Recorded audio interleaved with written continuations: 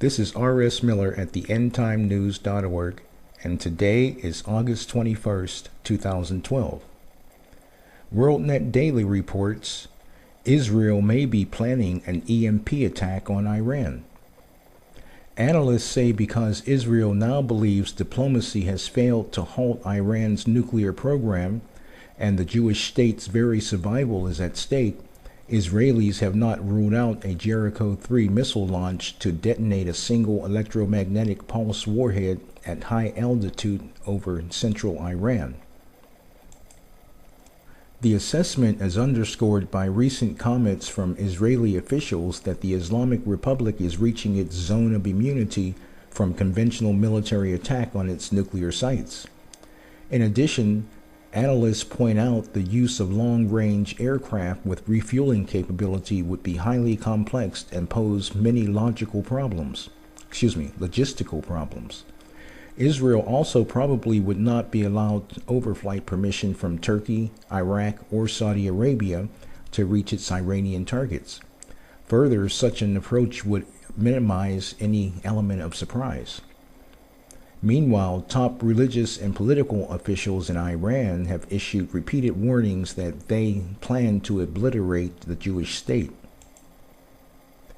Israel has made an assessment that Iran is on the threshold of a breakthrough to make a nuclear weapon.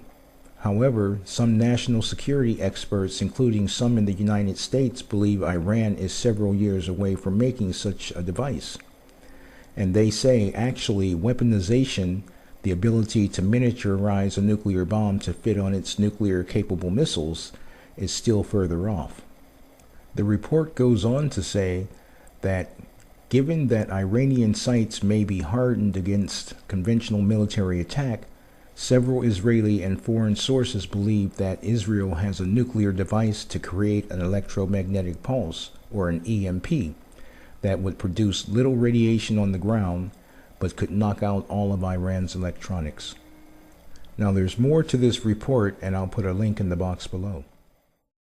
President Obama warned Syria against chemical or biological weapons use. Conceding that a peaceful resolution in Syria now appears remote, President Obama warned Monday for the first time that use or movement of chemical or biological weapons by forces loyal to President Bashar Assad would constitute a red line for U.S. military intervention. Obama acknowledged his frustration that diplomacy had done little to protect civilians or stem the growing bloodshed in the 17-month conflict. International efforts to persuade Assad to step down, to negotiate an effective ceasefire, or to facilitate a political transition have been unsuccessful.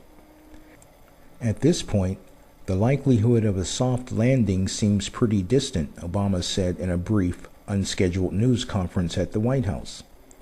He spoke as activists in Syria reported the killing of at least 127 people Monday in urban street battles and other clashes between rebels and government forces. Activists also described the grisly discovery of at least 10 bodies that showed signs of torture in the Kobane area of Damascus, the capital.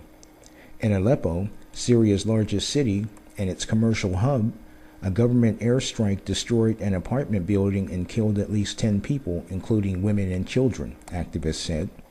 Among the dead was a Japanese journalist. A video posted online showed her body in a field hospital.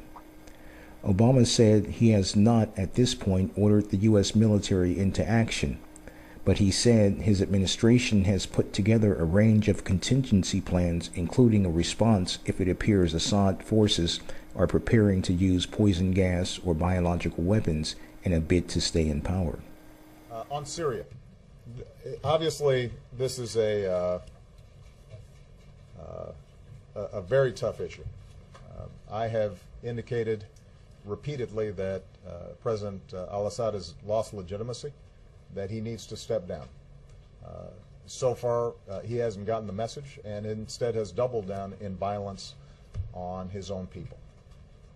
The international community has sent a clear message that rather than drag his country into civil war, he should move in the direction of a political transition, but at this point, the likelihood of a soft landing seems pretty distant.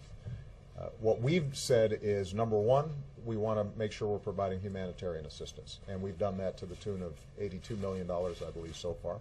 And we'll probably end up doing a little bit more because we want to make sure that the hundreds of thousands of refugees that are fleeing the mayhem, that they don't end up creating or being in a terrible situation, or also destabilizing some of Syria's neighbors. The second thing we've done is we said that we would provide,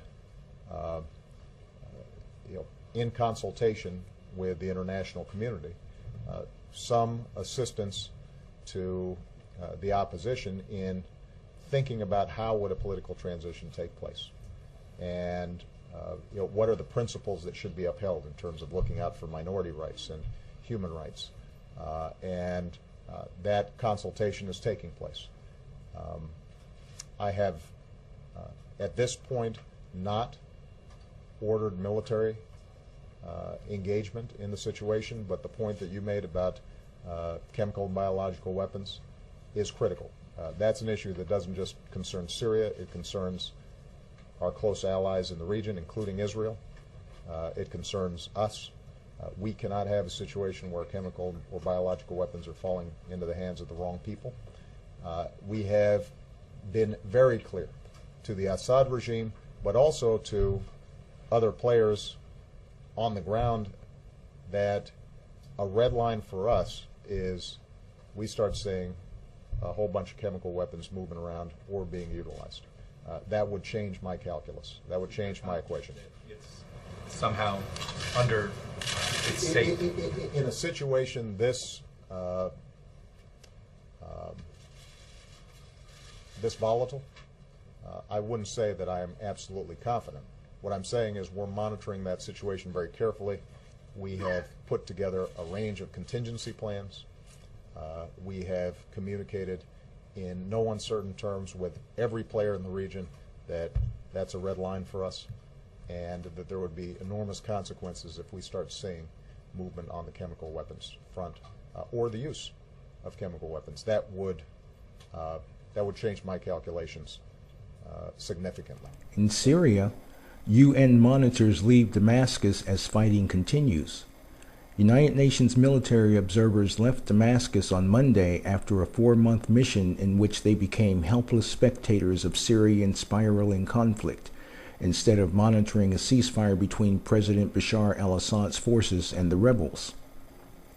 7 UN cars were seen leaving a Damascus hotel on Monday morning, carrying some of the last members of a mission which at its height deployed 300 observers across the country.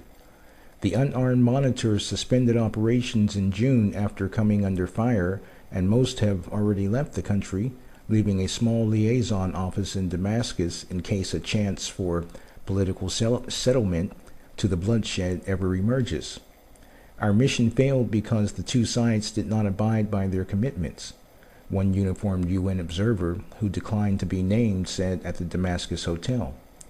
Battling a 17-month-old uprising against his family's 42-year rule, Assad has used jet fighters and helicopter gunships to pound rebel strongholds. Insurgents have stepped up their attacks, hitting tanks, military convoys, and security buildings. The mandate of the monitoring mission, known as UNSMIS, expired on Sunday night after diplomats at the United Nations said conditions for continuing operations had not been met. The last monitors are expected to be out of the country by Friday. It's a mystery. What's causing fish kill off Myrtle Beach?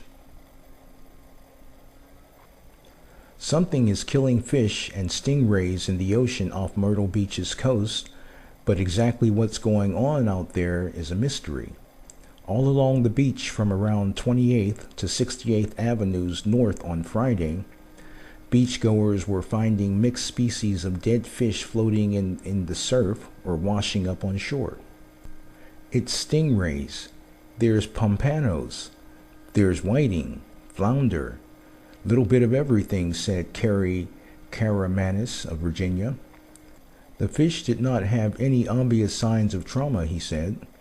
One man and his family told News Channel 15 they found 12 dead stingrays in a small stretch of beach. What's going on out there is a mystery. All along the beach around 68th Avenue North on Friday. I found it right here. Just floated up right here in about a foot of water. Beachgoers were finding dead fish floating in the surf or washing up on shore. Stingrays, there's pompano, there's whiting, there are flounders, a little bit of everything, some crabs. The fish did not have any obvious signs of trauma. One man and his family say they found 12 dead stingrays in a small stretch of beach. You know, it's maybe the warm water, who knows why, I don't know, who knows. It's rare though, it's rare. Longtime fishermen were baffled. We've been coming here for over 20 years and I've never seen anything like that happen in this area before. The ocean seemed like it was dead this morning. Any number of things can cause fish kills, including hypoxia or a lack of oxygen in the water. Just this week, CCU researchers showed off their latest equipment for measuring those low oxygen dead zones. Also, algae blooms known as red tide can kill thousands of fish at a time. No bite marks on the fish, so I would say it's some kind of a red tide or something of that nature causing it. A red tide event would be toxic for humans as well as fish, but at this point, beachgoers have not been told to stay out of the water. A spokesman for the State Department of Health and Environmental Control says field agents are looking into the fish kill, but don't have any answers so far. In the meantime, kids are finding dead fish all over the place. They're burying them near the sand dunes. Making for a strange trip to the beach.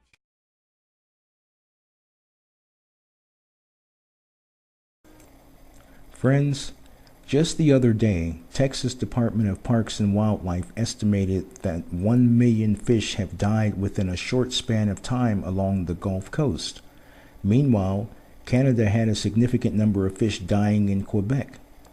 It's now being reported that various fish and even stingrays are dying off the coast of South Carolina. And we're not even discussing the literally millions of dead birds, fish, and other creatures. We are living in the last days, and although some don't believe it, the rapture is about to take place. It's unfortunate that certain groups of Christian believers think that we are going to go through the Great Tribulation, but we are not. The 7-year tribulation period is not the beginning of all the devastation that's been prophesied in the Bible. It is the final portion of Bible prophecy. Therefore, because we witness some of the signs of the end doesn't necessarily mean that we are in the Great Tribulation period. We are told that the earth will be going through travail, like a woman about to give birth. And as any woman who has ever given birth knows, the pains and contractions begin mildly at first, then they increase in frequency and intensity until the child is born. Likewise, there will be wars and rumors of wars, earthquakes with ever-increasing frequency and intensity. There will be diseases and famines and strange signs in the sun, the moon, and the stars. There will be blood-red seas, rivers, and lakes, not as some sort of satanic deception, but as a warning from God that the end is near, and the age of grace is coming to a close. However, the main point of this video is we are living in the last days, and we need to be ready. The Lord is returning soon. The Great Tribulation period is about to start. World War III, the mark of the beast, God's wrath and judgment, concluding in eternal hellfire and damnation. I'm not speaking in chronological order here, but these things are coming sooner than one might think. Are you saved? Follow the link below and pray the prayer of salvation with a sincere heart, and you will be saved. Ladies and gentlemen, I hope you all have your eyes wide open. We have never been closer to the end than we are right now. We have never seen Bible prophecy unfold right in front of us as it is right now. We are living in the last days, and I can't emphasize it enough. Luke 21:36 reads, "Watch therefore, and pray always, that you may be counted worthy to escape all these things that come to pass, and to stand before the Son of Man," who is Jesus. Watch, people. It is my prayer that God bless each and every one of you with ears to hear, eyes to see, and a heart to receive. In Jesus' name, amen.